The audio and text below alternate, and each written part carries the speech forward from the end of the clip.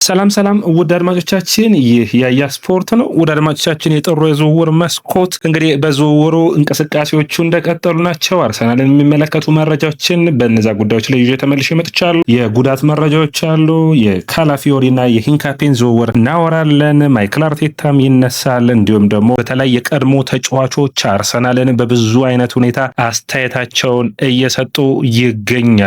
እነዛን መረጃዎች እንዲሁም ደግሞ የኢታን ንዋነሪ ዝውውር ተጠናቋል። እነዚህንና ሌሎች መረጃዎችን ይዤ ተመልሼ መጥቻለሁ። ውድ አድማጮቻችን የአርሰናል የውድድር ዓመት የ2025 የካላንደር ዓመት የሂሳብ ደብተር ወይም ፋይናንሻል ሁኔታው ወጥቷል። ያንን በሚመለከት የተለያዩ መረጃዎችን እናቀርብላችኋለን። ታዲያ ከእናንተ የሚጠበቀው ላይክ፣ ሼር፣ ኮሜንት፣ ሰብስክራይብ ማድረግ ነው። ያላችሁን አስተያየት አስቀምጡልኝ። እንግዲህ የመጀመሪያው መረጃችን እናድርገውና በተለይ በታዳጊው በኢታን ንዋነሪ በሚመለከት ልጀምር። ኢታን ንዋነሪ በአርሰናል ቤት በታዳጊ እድሜው ገና በ15 ዓመት ከ184 ቀን ለአርሰናል በመጫወት በፕሪሚየር ሊጉ ሪካርድ ያለው ተጫዋች እንደሆነ ይታወቃል። ታዲያ ይህ ተጫዋች በዘንድሮ የውድድር ዓመት ለአርሰናል ማድረግ የቻለው 6 ጨዋታዎችን ብቻ ነው በእንግሊዝ ፕሪሚየር ሊግ የተሳተፈው። ይህንን ተከትሎ የውድድር ዓመቱ ሲጠናቀቅ አርሰናል የእንግሊዝ ፕሪሚየር ሊግን ዋንጫ የሚያሳካ ከሆነ ኢታን ንዋነሪ የፕሪሚየር ሊጉ ሜዳሊያ የሚበረከትለት ይሆናል። ነገር ግን ማይክል አርቴታ ንዋነሪ እንዲሁም ደግሞ የአርሰናል ኃላፊዎች ተቀምጠው የመጨረሻ ውሳኔያቸውን አድርገው ኢታን ንዋነሪ ወደ ማርሴ አቅንቷል። በማርሴም ፊርማውን አስቀምጧል። ይህንን ተከትሎ ስቲቨን ጀራርድ ጥሩ አስተያየት የሚባል አስተያየቱን ሰጥቷል። በጣም ጥሩ የሚባል ነው በኔ እይታ። አንደኛ ማይክል አርቴታ ነው ያደነቀው። አርቴታ ይህንን ውሳኔ በመወሰኑ ለተጫዋቹ በሚገባ የሚጠቅመው ይሆናል። አንደኛ ተጫዋቹ ወደ ሌላ ሀገር ነው የሚሄደው አለ ፈረንሳይ ነው የሚሆነው። በፈረንሳይ ጥሩ ልምዶችን የሚያገኝ ይሆናል። ኢታን ራሱ እንደተናገረው ወደ ፈረንሳይ ማርሴን እንዲመርጥ ምክንያት የሆነው የመጀመሪያው ሁኔታ የሳሊባ ወደ ማርሴ እንዲሄድ ግፊት ማድረጉ ነው። ሳሊባ በማርሴ የ6 ወራትን ኦልሞስት የሙሉ ዓመቱን ያሳለፈበት ነበር። በሬንስ 6 ወራትን እንዲሁም ደግሞ በማርሴ 1 ዓመትን አሳልፏል። ጥሩ ብቃቱን አሳይቶ ነው ወደ አርሰናል ቲሙ የመጣው። ስለዚህ ያንን ሁኔታ በሚገባ እንዲጠቀምበት ነው። ከዛ ውጭ የመረጠው አሰልጣኝ ነው አለ ማይክል አርቴታ። ዲዘርቢን ምርጫው ማድረጉ ዲዘርቢ የተለየ ታክቲክን ያሰለጥነዋል። ታዳጊዎችን በማጎልበት የሚታወቅ ነው። በአመራሩ ረገድ በሚገባ ማሳደግ የሚችል ማይክል አርቴታ አለ እንደ አሰልጣኝ ራስ ወዳድ ሳይሆን ይህንን ተጫዋች በውሰት እንዲለቅ ማድረጉ ትክክለኛ ውሳኔ ነው የሚል ተጫዋቹም ለአርሰናልም የሚጠቅም መሆኑን ተናግሯል። እንግዲህ ኢታን በፕሪሚየር ሊጉ ዌስትሃም፣ በርንማውዝ፣ ፉልሃም የዚህ ተጫዋች ፈላጊ ነበሩ። አሁን ባለው ዋጋ እስከ 40 ሚሊዮን ፓውንድ ያወጣል። አስደናቂው የሆነው ኢታን ንዋነሪ ለ6 ወራት ያክል መድፈኞችን 2.5 ሚሊዮን ፓውንድ የሚያስገኝ የውሰት ውል ማርሴን ተቀላቅሏል። ማርሴ ታዲያ ይህንን ተጫዋች የማያጫውተው ከሆነ የደቂቃ ጊዜው የሚያንስ ከሆነ ከማርሴ ለአርሰናል የሚከፍሉት ቅጣት ዋጋ እንደሚኖር መረጃዎች ያሳያሉ። ማይክል አርቴታ ለንዋነሪ ይህንን እድል መስጠቱ በተለይ አርሰናል በ10 ቁጥር ቦታ ላይ የብሪቼዜ እንዲሁም ደግሞ የማርቲን ኦዴጋርድ መኖር ከዛም ውጭ አርሰናሎች ሃቨርትዝንም መጠቀም ይችሉ ስለሆነ ብዙ ተጫዋቾቻቸው ከጉዳት ስለተመለሱ ለቀጣዮቹ 6 ወራት እዚህ ተጫዋች የመጫወቻ ጊዜን መስጠት ያለበዛ ደግሞ በዛም መስመር ላይ ቦታ ላይ ካስፈለገ ከጉዳት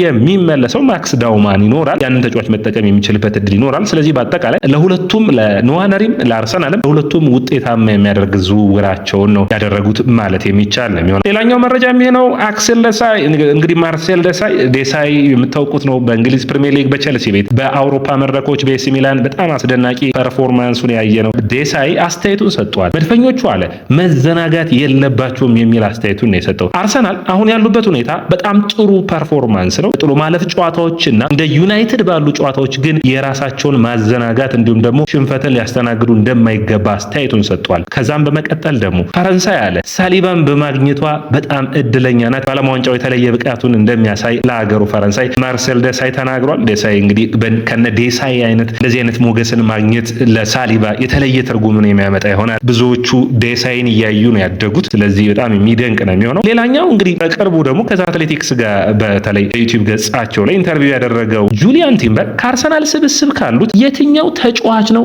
አርሰናልን በሚገባ መምራት ወይም ደግሞ ዋነኛ ኃላፊነት ወስዶ የቡድኑ መሪ የሚመስልህ ማን ነው ተብሎ ጠይቆ ነበር። ገብርኤል ማጋሌስ ቢጋቢን መርጦታል። ምን ያክል አምበል ሳይሆን እዚህ ቡድን ውስጥ ተጽዕኖ እየፈጠረ እንዳለ ይታወቃል። አርሰናል መሪዎችን በምታዩበት ጊዜ አንደኛው ገብርኤል ማጋሌስን ማንሳት ይጠበቅብናል። ዲክላን ራይስ ሌላኛው አምበል ያለው ነው መሪ ነው። ሚካኤል ሞሬኖ ይነሳል እዚህ ላይ በመሪነት ረገድ። ሌላኛው የቡካዮ ሳካ፣ ማርቲን ኦዴጋርድ ደግሞ በአምበልነቱ ቡድኑን ሲመሩ ይታያል። ሄሱስም ትልቅ የሆነ ተጽዕኖ ስብስብ ውስጥ እንዳለው ይታወቃል። ይህ እንግዲህ እንደ ስብስብ መሪዎች ሲበዙ የቡድኑ ውጤታማነት ኃላፊነት የመውሰዱ ነገር ጠንከር እያለ የሚቀጥል ይሆናል። ያንን በሚገባ የሚጠቀሙበት ይሆናል። በቀጥታ የአርሰናል የ2025 የፋይናንሻል ሁኔታውን በሚመለከት መረጃ መረጃዎች ወጥተዋል። በዓለም ላይ አርሰናል 7ኛ ደረጃ ላይ ተቀምጧል። ይህ በአርሰናል ታሪክ ከፍተኛው የሚባል ነው። አርሰናሎች በውድድር ዓመቱ ማይክል አርቴታ ከመቀበሉ በፊት አርሰናል የአውሮፓ ቻምፒዮንስ ሊግ ሳይሳተፍ 376 ሚሊዮን ፓውንድ ገደማ ነበር የሚያገኙት። አሁን አርሰናል 821 ሚሊዮን ፓውንድ በውድድር ዓመቱ ትርፍ አግኝቷል። ከእንግሊዝ ፕሪሚየር ሊግ ሶስተኛው ቡድን ሆኗል። ወዳጆቻችን ሊቨርፑል 702 ሚሊዮን ፓውንድ ትርፍ አግኝቷል። ማንቸስተር ሲቲ 697 ሚሊዮን ፓውንድ ትርፍ አግኝቷል። አርሰናል 690 ሚሊዮን ፓውንድ። ይህ መነሳት የሚጠበቅበት የማይክል አርቴታ ተጫዋቾች ሜዳ ላይ በሚያሳዩት ድንቅ ብቃት የአርሰናል የገቢ ሁኔታ አርሰናሎች በዝውውር ዋጋ ከፍ ያለ እያወጡ እንኳን ውጤታማ ሆነው እንዲቀጥሉ ከሜዳና የሜዳ ውጭ ብቃታቸው ነው። ደጋፊው ባለፉት ዓመታቶች በፕሪሚየር ሊጉ መፎካከሩ በአውሮፓ ቻምፒዮንስ ሊግ እስከ ግማሽ ፍጻሜ መድረሱ ውጤታማ አድርጎታል። አሁን ደጋፊው የሚፈልገው ዋንጫ ብቻ ነው መድፈኞቹ የቀራቸው ማለት የሚቻል የሚሆነው። በቀጥታ ሌሎች መረጃዎችን ላድርሳችሁ። የማይክል አርቴታን እንግዲህ ከሁለት ሳምንት በፊት በዚሁ በፕሮግራማችን እያነሳን የነበረው አንዱ ነጥብ ምንድነው? አድማጮቻችን ማይክል አርቴታ በነማን ይፈለጋል የሚል ነበር። ሪያል ማድሪድ በክረምቱ በተለይ የዣቪ አሎንሶን መልቀቅ ተከትሎ እንግዲህ ዣቪ አሎንሶ የባስክ ተወላጅ እንደሆነ ይታወቃል። የማይክል አርቴታ የአንድ አካባቢ ልጆች ናቸው። በተለይ ደግሞ የታዳጊ እድሜያቸው በአንድ ቡድን ሲጫወቱ ይታዩ ነበር። ብዙዎቹ አሁን በፕሪሚየር ሊጉ ያሉት አንድሮኒ ራዮላ፣ ማይክል አርቴታ፣ ኡናይ ኤምሬ የአንድ አካባቢ ተወላጆች ናቸው። የሶሴዳድ የምንለው አይነት እና በጣም በሚገርም ሁኔታ በባስክ የተወላጅ የሆነው ዣቪ አሎንሶን ለመተካት ማይክል አርቴታ ቅድሚያ የሚሰጠው ነው የሚሉ መረጃዎች ወጥተው ነበር። አሁን ግን ሪያል ማድሪድ ብቻ አይደለም የአርሰናልን ውጤት ያዩ ባርሴሎናዎችም የሃንስ ፍሊክ ተተኪ ለማድረግ ይህንን አሰልጣኝ ወደ ቀድሞ ቤቱ ለመውሰድ ይፈልጋሉ። ባርሴሎና እንግዲህ ይህንን ተጫዋች በላማሲያ በጊዜው የነ ዣቪ የነ ኢኒየስታ ፍክር ከባድ ሲመስለው ባርሴሎናን ላማሲያ ለቆ ወደ ፓሪስ ሰን ጀርመን እንዳቀና የምታውቁት ይህ እንግዲህ ማይክል አርቴታ በአርሰናል ቤት ታዲያ አርሰናሎችም ይህንን እያዩ ዝም አላሉ። አዲስ ኮንትራትን ለማይክል አርቴታ ለመስጠት ከአንድሬ በርታ ጋር ድርድሮችን እንዲያደርግ ንግግሮችን ጀምሯል። ባለፉት ሳምንታቶች የሚቀጥሉት ጊዜያቶች የሚጠበቅ ነው የሚሆነው። የሚቀጥለው ዓመት ነው ኮንትራቱ የሚጠናቀቀው። ያንን ለማራዘም ይፈልጋሉ።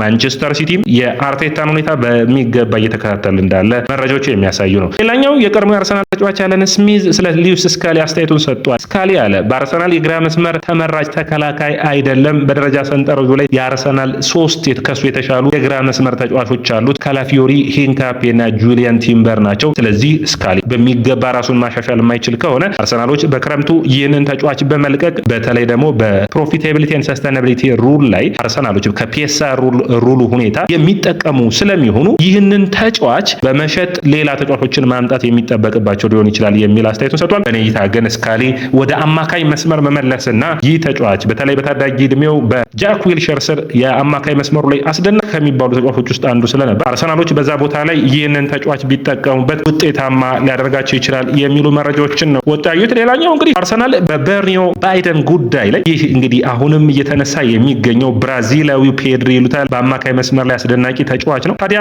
አሁንም ኮረንቲያስን አርሰናሎች ጥረቶችን እያደረጉ ይገኛሉ። ወደ 21 ሚሊዮን ፓውንድ መድፈኞቹን የሚያስወጣቸው ይሆናል። አስደናቂ ክህሎት፣ አስደናቂ የማጥቃት ቅርጽ ያለው ተጫዋች እንደሆነ እምነት የሚሰጠው ተጫዋች። ታዲያ ይህንን ተጫዋች መድፈኞቹ ለማስፈረም ሙከራዎችን እያደረጉ ነው። በተለይ እንደዚህ አይነት ክህሎት ያላቸው ተጫዋቾችን አርሰናል የሚያመጣ ከሆነ በሎ ብሎክ ወደ ኋላ ፈግፍጎ የሚጫወቱ ቡድኖች ሲያጋጥሙት በፈጣን እንዲሁም ደግሞ በግለሰቡ በግል ችሎታው ማሸነፍ እንዲችል የሚያስችል የአማካይ መስመር ተጫዋች ነው። እንግዲህ ማንቸስተር ሲቲዎች ቸርኪ እንዳላቸው ብሎ ሪያን ቸርኪ አርሰናል ደግሞ ይህንን አይነት ተጫዋቾችን ማምጣት ግድ ሊለው የሚችልበት ሁኔታ ይኖራል። የግራ መስመሩን የጉዳት ዜናዎች በሚመለከት እንግዲህ አንድ ሶፍ አርሰናል አዲስ ዘገባን አውጥቷል። ፔሬ ሂንካፔ ከጉዳት ይመለሳል፣ ዩናይትድ ጨዋታ የመድረስ ዕድሉ ሰፊ ነው የሚል አስተያየቱ ሰጥቷል። ካላፊዮሪን በሚመለከት በቅርቡ እንግዲህ በኢንስታግራም ፔጁ ላይ ፖስቷል። እንግዲህ በቅርቡ የመመለስ ዕድል ይኖረዋል። በተለይ ሁለት ተጫዋቾች የሚመለሱ ከሆነ የአርሰናል የጉዳት ሁኔታዎች ሙሉ በሙሉ ውጤታማ የሚሆነው ማክስ ዳውንማን ብቻ የሚቀር ይሆናል ከጉዳት እንግዲህ ካሉት የአርሰናል ተጫዋቾች። ሌላኛው መረጃችን የሚሆነው እንግዲህ የተለያዩ መረጃዎች ወጥተዋል። በተለይ ዛሬ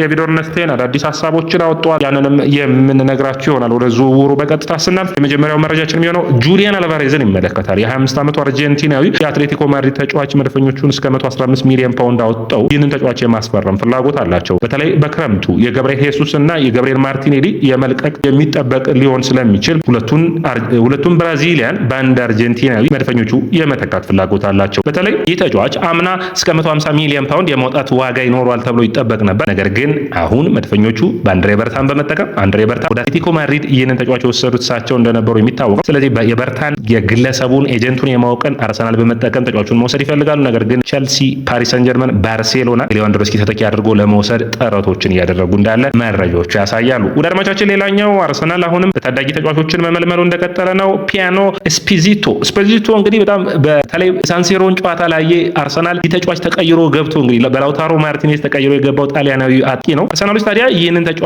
ይፈልጋሉ ለማስፈረም የሚሉ መረጃዎች ወጥቷል። ነገር ግን እነዚህ ጭምጭምታዎች ናቸው። 2 ጎሎችና 4 አሲስቶች አሉት። እንግዲህ ይህ ተጫዋች አምና በስፔዚያ በውሰት አሳልፏል። ይህ ተጫዋች በኢንተር ሚላን ወሳኝ ተጫዋቾች ተደርጎ ይቆጠራል። በተለይ አምና ብዙ የእንግሊዝ ፕሪሚየር ሊግ ክለቦች ለማስፈረም እስከ 40 ሚሊዮን ፓውንድ ጥያቄ አቅርበው ነበር። ነገር ግን ኢንተሮች ይህንን ተጫዋች የመልቀቅ ፍላጎት እንዳልነበራቸው ለብዙ የእንግሊዝ ፕሪሚየር ሊግ ቡድኖች ተናግረው ነበር። አርሰናሎች ታዲያ አሁንም የዚህ ተጫዋችን የሚፈልጉት ይሆናል። የዚህ ተጫዋች የሚመጣ ከሆነ በኔይታ ሃቨርትዝ ወደ አማካይ መስመር የመመለስ እድሉ ሰፊ ይሆናል። በተለይ ከዮኮሬስ ጋር የተለያየ አይነት የአጥቂ ቅርጽ ይኖራቸዋል። በአካል ብቃቱ ረገድ ገዘፍ ያለ ኳሶችን ማውረድ የሚችል አርሰናሎችን ከቆመ ኳስ ውጤታማ የሚያደርግ ነው ስፒዚቶ። ስለዚህ አርሰናሎች የሴስኮ ፍላጎታቸውን በስፖዚቶ የሚያገኙ ነው የሚሆኑት። እንግዲህ አንዱ አማራጭ ሊሆን ይችላል። ራፋኤል ቤሊኒሆን በሚመለከት መድፈኞቹ ፍላጎት እንዳላቸው የዝውውር ጭምጭምታዎች ያሳያሉ። የ17 ዓመቱ ብራዚላዊ ነገር ግን በክሮሺያ ዳይናሞ ዛግሬብ የሚጫወተው የአጥቂ አማካይ ተጫዋች እንግዲህ ዴኮ ከባርሴሎና ይህንን ተጫዋች አናግሮታል። ዶርትመንዶች፣ ማንቸስተር ዩናይትዶች፣ አርሰናልም የዚህ ተጫዋች ፈላጊ ናቸው። ንግግሮችን የመጀመሪያ ሂደት ላይ ይገኛሉ። ወደ አድማጮቻችን እንግዲህ የመጨረሻው የዝውውር መረጃችን የሚሆነው ኢንጎ ማኪዬዶን የሚመለከት ነው። 16 ዓመቱ የብራዚላዊ የመሃል ተከላካይ በኮረንቲያስ ዋናው ቡድን እስካሁን ድረስ አልተጫወተም። ነገር ግን አርሰናሎች ታዳጊው ቡድናቸውን ማጠናከር ይፈልጋሉና አንድሬ በርታ ይህንን ታዳጊ ከኮረንቲያስ ወደ እንግሊዝ ፕሪሚየር ሊግ ወደ አርሰናል ለማምጣት ጥረቶችን እያደረጉ እንዳሉ መረጃዎች ያሳያሉ። ወደ አድማጮቻችን የዕለቱን አርሰናልን የሚመለከቱ መረጃዎችን ያደረስኳችሁ ይህ ያያ ስፖርት ነው። ታዲያ ያያ ስፖርትን ላይክ፣ ሼር፣ ኮሜንት፣ ሰብስክራይብ ማድረጋችሁን አትርሱ።